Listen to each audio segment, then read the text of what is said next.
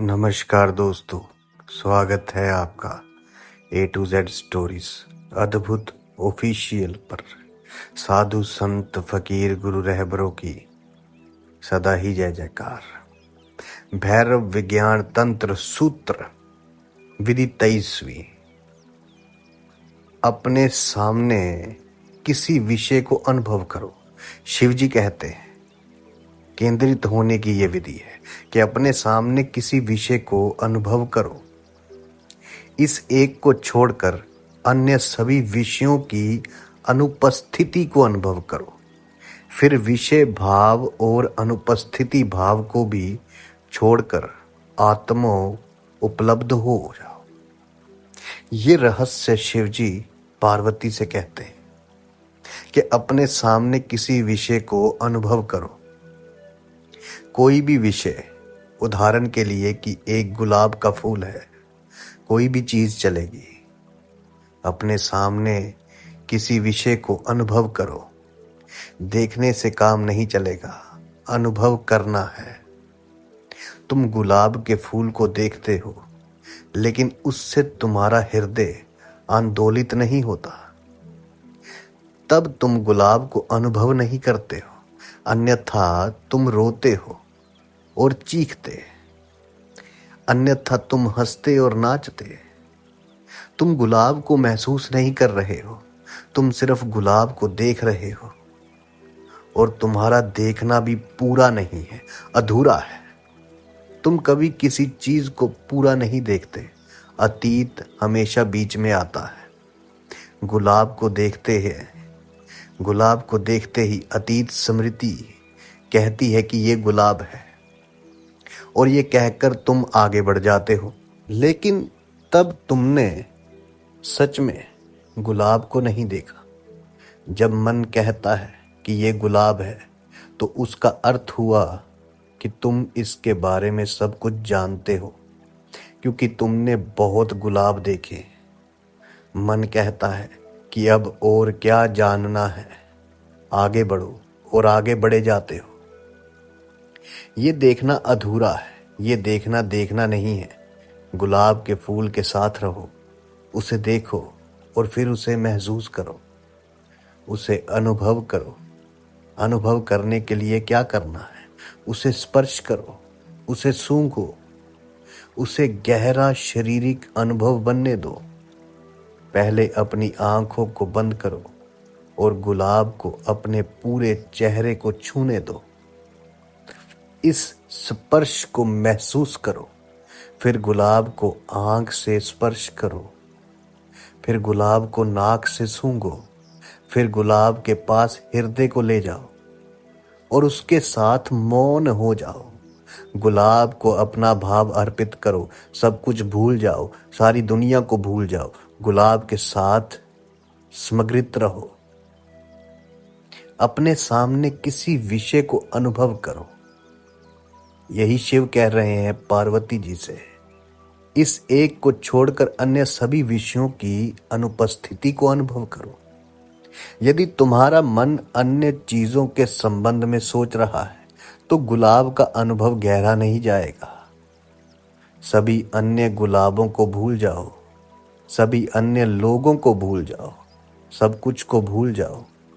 केवल इस गुलाब को रहने दो।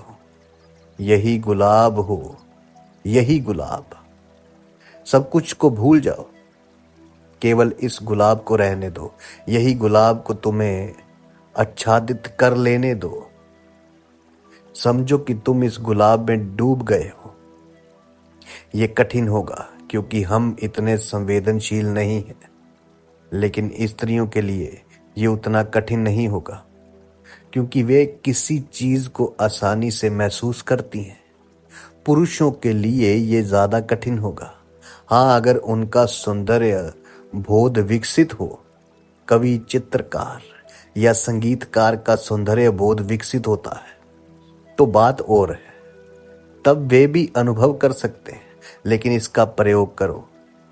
बच्चे ये प्रयोग बहुत सरलता से कर सकते हैं। मैं अपने एक मित्र के बेटे को ये प्रयोग बता रहा था।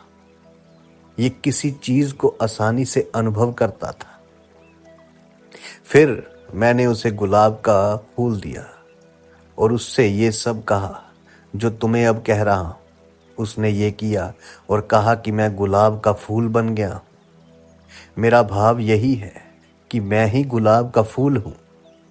बच्चे इस विधि को बहुत आसानी से कर सकते हैं, लेकिन हम उन्हें इसमें प्रशिक्षित नहीं करते। प्रशिक्षित किया जाए तो बच्चे सर्वश्रेष्ठ ध्यानी हो सकते हैं। अपने सामने किसी विषय को अनुभव करो। इस एक को छोड़कर अन्य सभी विषयों की अनुपस्थिति को अनुभव करो। प्रेम में यही घटित होता है, मोहब्बत, इश्क। अगर तुम किसी के प्रेम में हो तो तुम सारे संसार को भूल जाते हो, और अगर अभी भी संसार तुम्हें याद है तो भली भांति याद रखो, समझो कि ये प्रेम नहीं है। प्रेम में तुम संसार को भूल जाते हो, सिर्फ प्रेमिका या प्रेमी याद रहता है। इसलिए कहता हूं कि प्रेम ध्यान है। तुम इस विधि को प्रेम विधि के रूप में भी उपयोग कर सकते हो। अब अन्य सब कुछ भूल जाओगे। कुछ दिन हुए एक मित्र अपनी पत्नी के साथ यहां आया मेरे पास। पत्नी को पति से कोई शिकायत थी, इसलिए पत्नी आई थी। मित्र ने कहा कि मैं 1 वर्ष से ध्यान कर रहा हूं और लगती है ये आवाज मेरे ध्यान में सहयोगी है। लेकिन अब एक आश्चर्य की घटना घटित है। जब मैं अपनी पत्नी के साथ संभोग करता हूं और संभोग शिखर छूने लगता है, तब भी मेरे मुंह से संत का ही नाम, साधु की ही आवाज निकलने लगती है।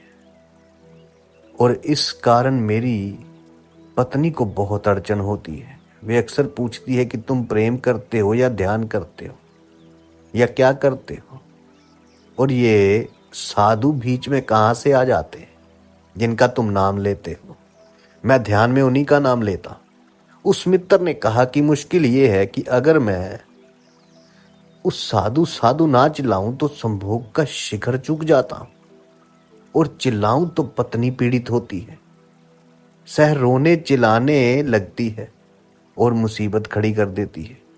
तो उन्होंने सलाह पूछी और कहा कि पत्नी के साथ लाने का यही कारण है। उनकी पत्नी की शिकायत दुरुस्त है, क्योंकि वे कैसे मान सकती है कि कोई दूसरा व्यक्ति उनके बीच में आए। यही कारण है कि प्रेम के लिए एकांत जरूरी है, बहुत जरूरी है। सब कुछ को भूलने के लिए एकांत अर्थपूर्ण है। अभी यूरोप और अमेरिका में वे समूह संभोग का प्रयोग कर रहे हैं। एक कमरे में अनेक जोड़े संभोग में उतरते हैं। ये मूढ़ता है, अत्यंतिक मूढ़ता है, क्योंकि समूह से संभोग की गहराई नहीं छुई जा सकती। वे सिर्फ काम क्रीड़ा बनकर रह जाएगी। दूसरों की उपस्थिति बाधा बन जाती है। तब इस संभोग को ध्यान भी नहीं बनाया जा सकता। अगर तुम शेष संसार को भूल सको तो ही तुम किसी विषय के प्रेम में हो सकते हो, चाहे वे गुलाब का फूल हो या पत्थर हो या कोई भी चीज हो। शर्त यही है कि उस चीज की उपस्थिति महसूस करो और अन्य चीजों की अनुपस्थिति महसूस करो। केवल वही विषय वस्तु तुम्हारी चेतना में अस्तित्वगत रूप से रहे। अच्छा हो कि इस विधि के प्रयोग के लिए कोई ऐसी चीज चुनो जो तुम्हें प्रीतिकर हो। अपने सामने एक चट्टान रखकर शेष संसार को भूलना कठिन होगा। ये कठिन होगा, लेकिन जैन साधुओं ने ये भी किया है, फकीरों ने ये भी किया है। उन्होंने ध्यान के लिए रॉक गार्डन बना रखा है। वहां पेड़ पौधे या फूल नहीं होते, पत्थर और भालू होते हैं, और वे पत्थर पर ध्यान करते हैं। वे कहते हैं कि अगर किसी पत्थर के प्रति तुम्हारा गहन प्रेम हो तो कोई भी आदमी तुम्हारे लिए बाधा नहीं हो सकता। मनुष्य चट्टान जैसे ही तो है। अगर तुम चट्टान को प्रेम कर सकते हो तो मनुष्य को प्रेम करने में क्या कठिनाई? तब कोई अड़चन नहीं। मनुष्य चट्टान जैसे हैं, उससे भी ज्यादा पथरीले।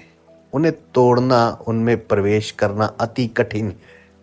लेकिन अच्छा हो कि कोई ऐसी चीज चुनो जिसके प्रति तुम्हारा सहज प्रेम हो। और तब शेष संसार को भूल जाओ। उसकी उपस्थिति का मजा लो, उसका स्वाद लो, आनंद लो। उस वस्तु में गहरे उतरो और उस वस्तु को अपने में गहरे उतरने दो। फिर विषय भाव को छोड़कर अब इस विधि का कठिन अंश आता है। ये कठिन अंश आता है। तुमने पहले ही सब विषय छोड़ दिए हैं, सिर्फ ये एक विषय तुम्हारे लिए रहा है। सबको भूलकर एक इसे तुमने याद रखा था। अब विषय भाव को छोड़कर, अब उस भाव को भी छोड़कर, अब तो दो ही चीजें बची। एक विषय की उपस्थिति है और शेष चीजों की अनुपस्थिति है। अब उस अनुपस्थिति को भी छोड़ दो। केवल ये गुलाब या केवल ये चेहरा, ये केवल ये स्त्री या केवल ये पुरुष या ये चट्टान की उपस्थिति बची है। उसे भी छोड़ दो और उसके प्रति जो भाव है उसे भी तुम अचानक एक आत्यंतिक शून्य में गिर जाते हो, जहां कुछ भी नहीं बचता। और शिवजी कहते हैं, आत्मो उपलब्ध हो जाओ। इस शून्य को, इस ना कुछ को उपलब्ध हो। यही तुम्हारा स्वभाव है, यही शुद्ध होना है। शून्य को सीधे पहुंचना कठिन होगा, कठिन और श्रम साध्य। इसलिए किसी विषय को मध्यम बनाकर वहां अच्छा है। पहले किसी विषय को अपने मन में ले लो और उसे इस समग्रता से अनुभव करो कि किसी अन्य चीज को याद रखने की जरूरत ना रहे। तुम्हारी समस्त चेतना इस एक चीज से भर जाए और तब इस विषय को भी छोड़ दो, इसे भी भूल जाओ। तब तुम किसी अगाध अतल में प्रविष्ट हो जाते हो, जहां कुछ भी नहीं है, वहां केवल तुम्हारी आत्मा है, शुद्ध और निष्कलुष। ये शुद्ध अस्तित्व, ये शुद्ध चैतन्य ही तुम्हारा स्वभाव है। लेकिन इस विधि को कई चरणों में बांटकर प्रयोग करो। पूरी विधि को एक बार ही काम में मत लाओ। पहले एक विषय का भाव निर्मित करो। कुछ दिन तक सिर्फ इस हिस्से का प्रयोग करो, पूरी विधि का प्रयोग मत करो। पहले कुछ दिनों तक या कुछ हफ्तों तक इस एक हिस्से की, पहले हिस्से की साधना करो। विषय भाव पैदा करो। पहले विषय को महसूस करो और एक ही विषय चुनो। उसे बार बार बदलो मत, क्योंकि हर बदलते विषय के साथ तुम्हें फिर उतना ही श्रम करना होगा, उतनी ही परिश्रम करना होगा। अगर तुमने विषय के रूप में गुलाब का फूल चुना है तो रोज रोज गुलाब के फूल का ही उपयोग करो। उस गुलाब के फूल से तुम भर जाओ, भरपूर हो जाओ। ऐसे भर जाओ कि एक दिन कह सको कि मैं फूल ही हूं। तब विधि का पहला हिस्सा सद गया, पूरा हो गया। जब फूल ही रह जाए और शेष सब कुछ भूल जाए, तब इस भाव का कुछ दिनों तक आनंद लो। ये भाव अपने आप में सुंदर है, बहुत बहुत सुंदर है। ये अपने आप में बहुत प्राणवान है, शक्तिशाली है। कुछ दिनों तक यही अनुभव करते रहो और जब तुम उसके साथ रच पच जाओगे, लयबद्ध हो जाओगे, तो फिर वे सरल हो जाएगा। फिर उसके लिए संघर्ष नहीं करना होगा। तब फूल अचानक प्रकट होता है और समस्त संसार भूल जाता है, केवल फूल रहता है। इसके बाद विधि के दूसरे भाग पर प्रयोग करो। अपनी आंख बंद कर लो और फूल को भी भूल जाओ। याद रहे, अगर तुमने पहले भाग को ठीक ठीक साधा है तो दूसरा भाग कठिन नहीं होगा। लेकिन यदि पूरी विधि पर एक साथ प्रयोग करोगे तो दूसरा भाग कठिन ही नहीं, असंभव होगा। पहले भाग में अगर तुमने एक फूल के लिए सारी दुनिया को भुला दिया तो दूसरे भाग में शून्य के लिए फूल को भुलाना आसानी से ही हो जाएगा। दूसरा भाग आएगा, लेकिन उसके लिए पहले भाग पहले करना जरूरी है। लेकिन मन बहुत चालाक है। मन सदा कहेगा कि पूरी विधि को एक साथ प्रयोग करो, लेकिन उसमें तुम सफल नहीं हो सकते हो। और तब मन कहेगा कि ये विधि काम की नहीं या ये तुम्हारे लिए नहीं। इसलिए अगर सफल होना चाहते हो तो विधि को क्रम में प्रयोग करो। पहले पहले भाग को पूरा करो और तब दूसरे भाग को हाथ में लो और तब विषय भी विलीन हो जाता है और मात्र तुम्हारी चेतना रहती है, शुद्ध प्रकाश, शुद्ध ज्योति शिखा। कल्पना करो कि तुम्हारे पास दिया है और दिए की रोशनी अनेक चीजों पर पड़ रही है। मन की आंखों से देखो कि तुम्हारे अंधेरे कमरे में अनेक अनेक चीजें हैं और तुम एक दिया वहां लाते हो और सब चीजें प्रकाशित हो जाती। दिया उन सब चीजों को प्रकाशित करता है जिन्हें तुम वहां देखते हो, लेकिन अब तुम उनमें से एक विषय चुन लो और उसी विषय के साथ रहो। दिया वही है, लेकिन अब उसकी रोशनी एक ही विषय पर पड़ती है। फिर उस एक विषय को भी हटा दो और तब दिए के लिए कोई विषय नहीं बचा।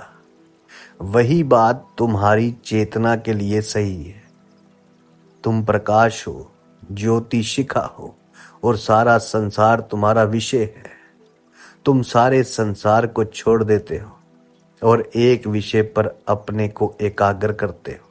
तुम्हारी ज्योति शिखा वही रहती है, लेकिन अब वे अनेक विषयों में व्यस्त नहीं है, वे एक ही विषय में व्यस्त है और फिर उस एक विषय को भी छोड़ दो। अचानक तब सिर्फ प्रकाश बचता है, चेतना बचती है। वे प्रकाश किसी विषय को नहीं प्रकाशित कर रहा है।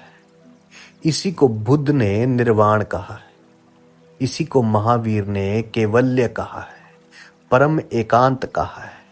उपनिषदों ने इसे ही ब्रह्म ज्ञान और आत्म ज्ञान कहा है। शिव जी कहते हैं कि अगर तुम इस विधि को साध लो तो तुम ब्रह्म ज्ञान को उपलब्ध हो जाओगे। साधु संत फकीर गुरु रहबरों की सदा ही जय जयकार।